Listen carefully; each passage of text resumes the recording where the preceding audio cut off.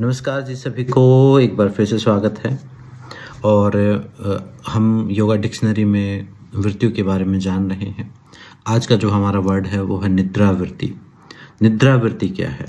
निद्रावृत्ति है आपकी उपस्थिति की कमी। मतलब जब हम उपस्थित हैं, नहीं हैं, मतलब आप ध्यान कर रहे हो, उस समय आप गायब हो गए हो, यानी तमस में चले गए हो। आपकी इंटरेस्ट की कमी की वजह से, या भोजन की ज़्यादा मात्रा होने की वजह से, या थकान की वजह से, या नींद पूरी ना होने की वजह से। कारण बहुत सारे हो सकते हैं, या फिर इग्नोरेंस की वजह से, या प्रॉपर जानकारी ना होने की वजह से। मतलब आपका इंटरेस्ट जैसे ही कम होगा वैसे ही आप गायब हो जाएंगे। या फिर आपके कोई फिजियोलॉजिकल ऐसे कारण हो सकते हैं, बहुत ज़्यादा थके हुए हो तो भी शरीर नींद लेना चाहता है। तो वो जो अलर्टनेस है, उस अलर्टनेस की जो कमी है वो निद्रावृत्ति है। और ये विभिन्न प्रकार से हो सकती है। ये थकान की वजह से, भोजन की वजह से, नींद पूरी ना होने की वजह से, इंटरेस्ट कम होने की वजह से, ज्ञान ना होने की वजह से, उस जो भी आप कर रहे हो उसकी पूरी इंफॉर्मेशन, नॉलेज ना होने की वजह से हो सकता है। या फिर ऐसा भी हो सकता है कि उस एक इग्नोरेंस का भाव,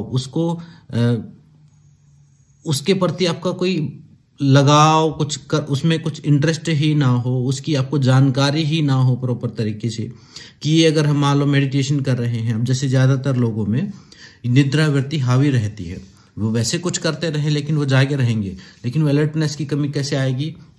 जैसे ही वो आंखें बंद करके बैठेंगे, या तो शरीर के कारण या फिर लैक ऑफ इंटरेस्ट के कारण वो सोना शुरू कर देंगे।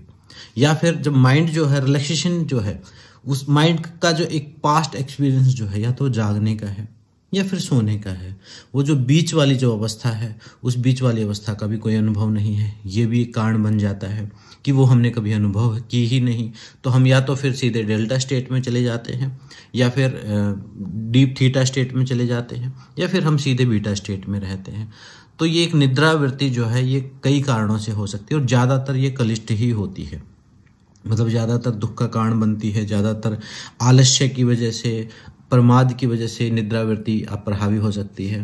ज़्यादातर ये कलिष्ठ ही हो सकती है, लेकिन कभी कभी ये अक्लिष्ट भी हो सकती है। अगर आप योग निद्रा का अभ्यास करो, अगर आप जागृत नींद में भी जागने का अभ्यास करो, और कॉन्शियसली स्लीप लेने का अभ्यास करो, तो ये कभी कभी ये अभ्यास का पार्ट भी बन जाती है, अक्लिष्ट भी हो जाती है, आपको वहाँ तक पहुँचने का माध्यम भी बन जाती है, कॉन्शियस रिलैक्सेशन जिसको हम बोलते हैं। अदरवाइज ये ज़्यादातर आपकी ध्यान में बाधा ही पैदा करती है, योग से दूर ही आपको लेके जाती है। यह है निद्रावृत्ति, एक तामसिक और एक अब्सेंस की स्टेट है।